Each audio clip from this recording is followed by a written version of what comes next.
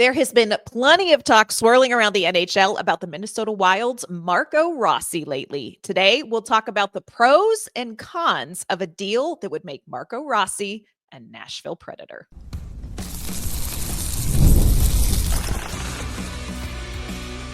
You're Locked On Predators, your daily podcast on the Nashville Predators, part of the Locked On Podcast Network, your team every day. Happy Tuesday, everybody. Welcome to the Locked On Predators podcast. Thanks again so much for making us your first listen of the day. We are, of course, your free daily Nashville Predators podcast. We are a part of the Locked On Podcast Network, your team every day. Want to kick off our Tuesday episode the way we kick off all of our episodes, and that is with an enthusiastic shout out to our Locked On Predators insiders community and to our everydayers who tune in to talk Nashville Predators hockey with us. I am Ann Kimmel. I am a writer and co-host with Penalty Box Radio and friends. I have a partner in crime. You do. I am Emma Lingan, and I'm the Predators site editor and reporter for the Hockey News. Also, we were joined early in the intro by upper management Minka, who is keeping a close watch on us as we dig into some of these hot topics of the offseason. So shout out to Minka because, like, of all the jobs, hers has to be the worst. True. She's been very vigilant this week. She is. She must sense that we're on the edge. On the edge. Donkeys on the edge. Yeah. Which, fair. Yeah. She's reading the room right. Friends, you know we're donkeys on the edge because of what happened last season, which revealed a number of holes in Nashville Predators armor. While the Preds do have the 5th overall pick, they aren't likely to get a player who is going to jump into the NHL right away. But what about a move that brings a young, talented player, say, for instance, Marco Rossi, to Music City? Today, we're going to talk through the pros, the cons, and the potential cost of a deal with the Minnesota Wild to bring him here. All right, Emma, this has been a hot topic. Marco Rossi is having people stirring a little bit of a drama cauldron here. It's been very interesting. Here's what we know. There is plenty of work to be done this offseason for the Nashville Predators. I don't know that we're going to see giant moves like we saw last offseason for sure, but Barry Trotz has areas to address. And so when you hear names floating around, you know, as a Nashville Predators fan, as somebody who covers the team, we have to go, what about that? And here's a name that we're hearing a lot about. That's Marco Rossi. He is, of course, 23 years old. He's a center. 9th overall pick in the old 2020 draft. Played formerly for the Ottawa 67s. We've had a couple of Ottawa 67s get picked by the Nashville Predators. He's played 185 NHL games, 45 goals, 101 points over his career. Last season, young Austrian Marco Rossi played 82 games, all 82 games, 24 goals, 60 points. Just throwing this out there as just an interesting point. If Marco Rossi had been a Nashville Predator last season, he would have been the second highest point total scorer for the Nashville Predators behind only Philip Forsberg. I don't know if that's a reflection of how good Marco Rossi is or if really that's just about how bad the Nashville Predators were, but just, for a little context, putting it in last season. So, Emma, what do we need to know, first of all, about Marco Rossi?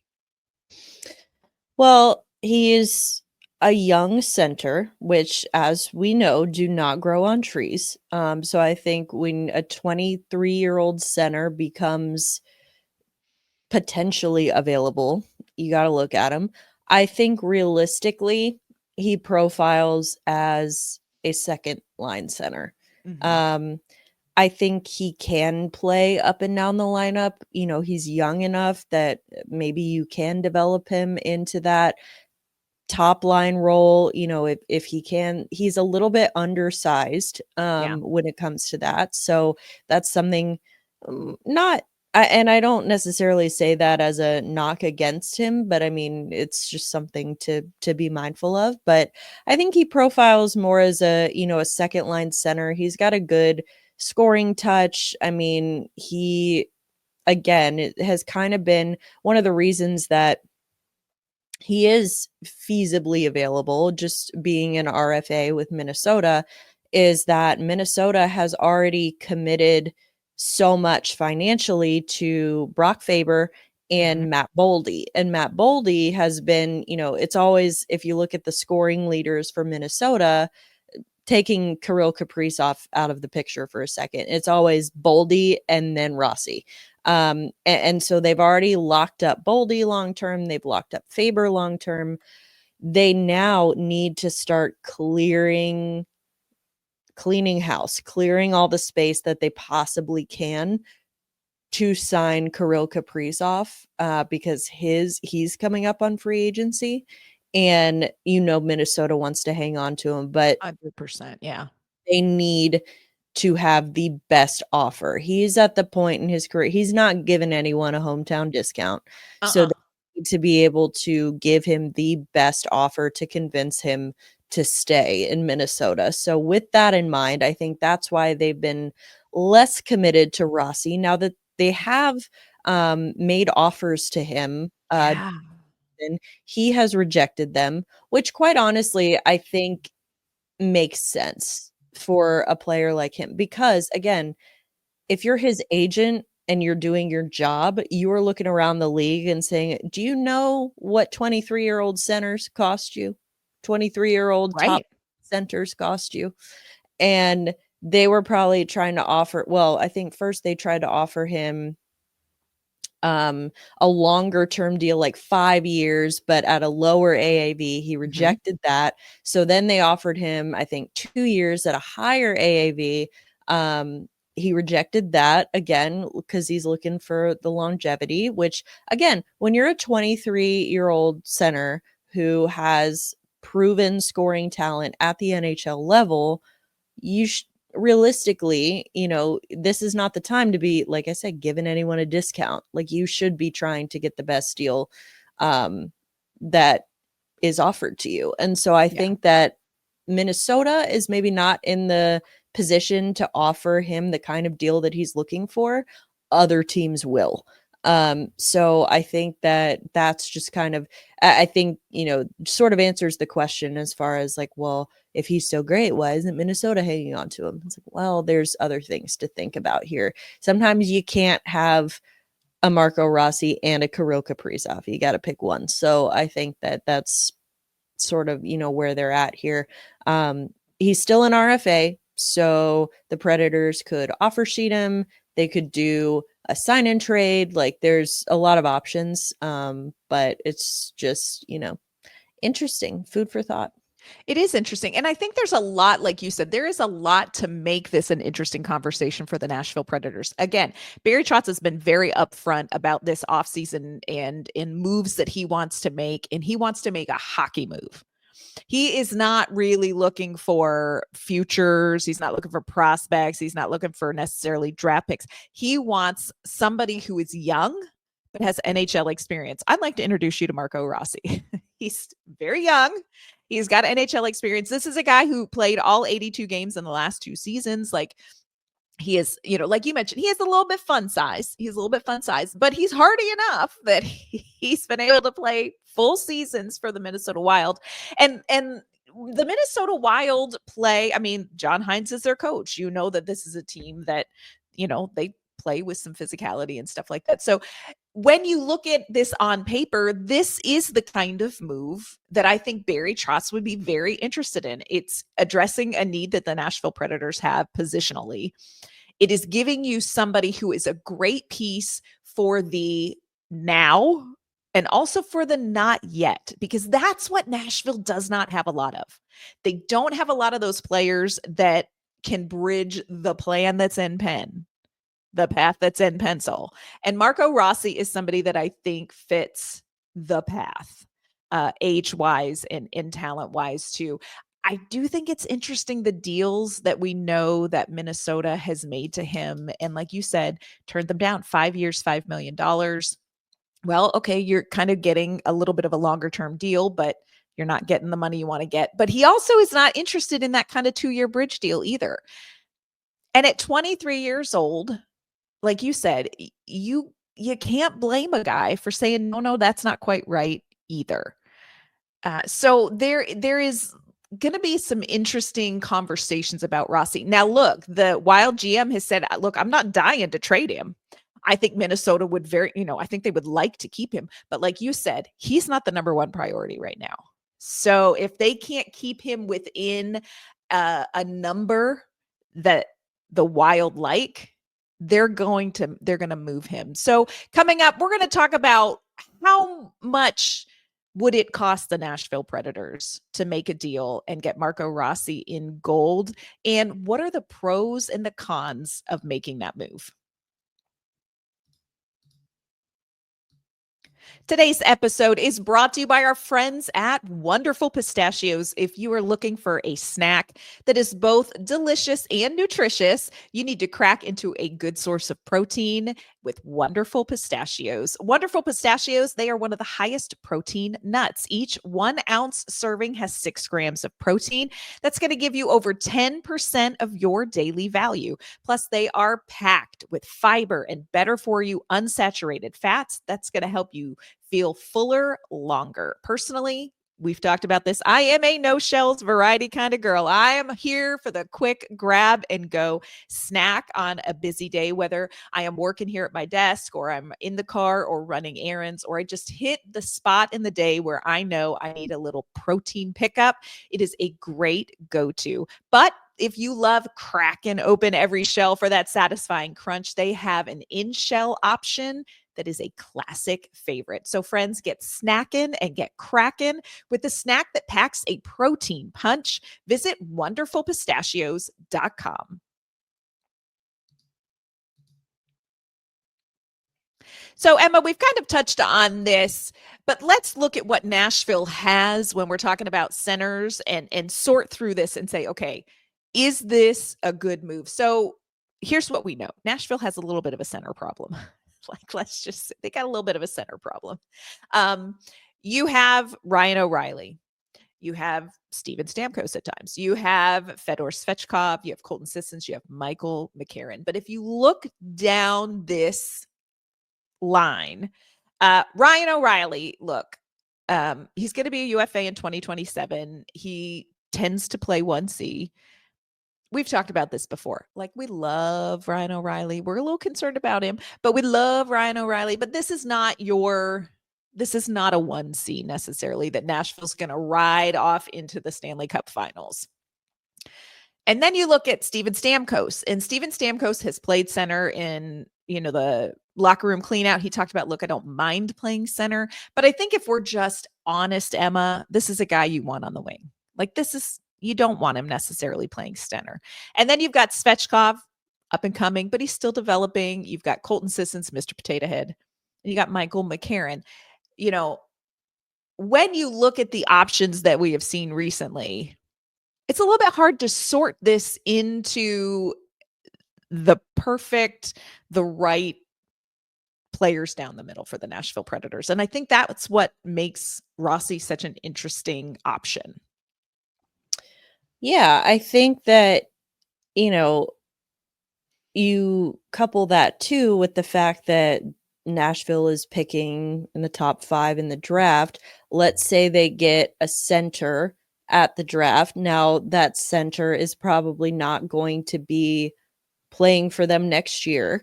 And so we talk about the now and the not yet kind of for figuring out a timeline for what's going to happen down the middle here. I think Ryan O'Reilly, again, not a 1C, but he can play that role, and we've seen him play that role. Now, again, he's not your long-term future. He's 33 years old. Like, he's the right now, and he's that's hockey old. And that's fine. Like, again, you're not banking on him to be a key piece of your future here. Mm-hmm. You're banking on him to be a key piece of your right now. So in this sort of interim time, I am totally comfortable with Ryan O'Reilly as my 1C right now if I'm Nashville. Now, and that, let's say you do get an Anton Frundell or a Michael Misa or someone who can, potentially develop into a 1C. that's when you bring him in. O'Reilly kind of helps you bridge that gap and get him into that position, so you're not just throwing him to the wolves. So I think that could work. And then you get a Marco Rossi, you put him at 2C. I think that's a perfect spot for him. A high upside 2C because he is a scorer. You put him, talk about wanting to see Steven Stamkos on the wing. You Come put on. Rossi in between Stamkos and whoever, Marchessault, whoever you want it to be. I think that's a great combination. And then down to 3C. Some people will get mad if I say put Fedor Svechkov as your 3C. But honestly, I think that he is a perfect, I've said this before, his ceiling is 2C. I think he profiles as a middle six guy. He's big, he's physical, but he's also skilled. I think having Fedor Svechkov as your 3C is not like, you could do so much worse. And I think that, that's not like depriving him of an opportunity or like stifling him or blocking him from a spot. I think that, eventually you don't have O'Reilly anymore. Then, Rossi can be your 1C, put Svechkov at 2C. It's nice having that flexibility a little bit. And then below that you have you have Colton Sissons or Michael McCarron. I feel like McCarron, probably getting traded this year, but I mean, you have options. And honestly, I don't think anyone's, priority is going to be like, oh, we need to find out who our fourth line center is going to be. I don't think that really matters. So I think it works. Like again, I keep coming back to 23-year-old centers with NHL experience are not usually available. And so I think I really like this. This is one that I'm actually very intrigued by for Nashville. And if I'm Barry Trotz, I'm taking a hard look at this. Yeah. I want to piggyback off what you're saying about Fedor Svechkov, because I know that when, you're kind of outlining this and you're saying, he could play a 3C. I think people need to look at a decision like that as not demoting Fedor Svechkov, but elevating the 3C, elevating that role, and not acting like you're going to limit what he can do. No, you're going to change what that line can do in your bottom six. That changes your bottom six when you have somebody like a Fedor Svechkov. If he continues to develop the way that we've seen him develop, that changes. And here is one thing that we are seeing when you're looking at the playoffs and you're looking at the Stanley Cup finals: depth. Got to have depth. And so I think, look, I don't know that you're going to find two people who adore Fedor Svechkov more than Emma and I do, probably his mom and his wife. But other than that, and from a hockey standpoint, tons of potential there. But I think people need to look at it not as a demotion, but as an elevation of what the Nashville Predators could have. And they have to have that kind of depth. I agree with you. You look ahead short term and you've got Colton Sissons, you've got Michael McCarron. Both of those guys are names that you're going to hear at the trade deadline, depending on where Nashville is. So I agree with you. I'm like, if you have exactly what Barry Trotz said he ideally wants, he wants somebody who's young with NHL experience in a position, who plays a position that you are clearly not as strong as you need to be. You got to be serious. I mean, you got to take a hard look at this. You really do. Coming up, we are going to talk about Marco Rossi's ceiling. Can Nashville afford him? And what is the downside of making a move like this? All right, Emma, we are talking about Marco Rossi. He is Minnesota Wild center. It seems like they're not excited to dump him, but they also are, not maybe hitting the numbers that Rossi and his agent are really wanting, whether it is term, whether it is cash. So a lot of discussion about him being available. We're fans of Nashville taking a closer look. When you look at where Marco Rossi has played with the Minnesota Wild, is it encouraging to you to think, okay, this is a guy who maybe we haven't seen his ceiling yet? He could be that 1C guy for the Nashville Predators. Maybe. Yeah. Again, I think he's like, I don't think that this is your 1C of the future. Mm-hmm. I think this is your 2C of the right now and the future.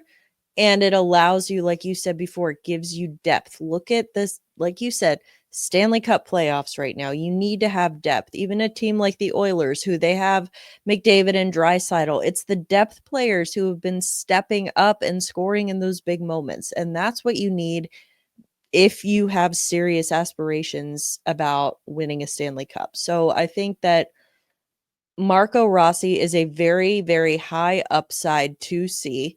I think you can put him at 1C if you need to. Mm-hmm. In the interim, until your 1C of the future gets here, whether that's someone you get at the draft or whatever, I don't know. But I think that I think Marco Rossi's ceiling is higher than Fedor Svechkov's. And so I think that even though he's undersized, and if we're talking about cons, that's one. I mean, like, I think is maybe concern about his lack of size. Maybe a con could be the price. I mean, like you said, Yeah. the Wild aren't like looking to get rid of him, but they also understand that they have a very valuable asset. A lot of teams are going to be looking for a young centerman, to really shore up their depth down the middle. Nashville is far from the only team that's going to be looking at this guy or who should be looking at this guy. Right. So it's probably going to cost them a pretty penny to trade, even though you're only trading for his rights.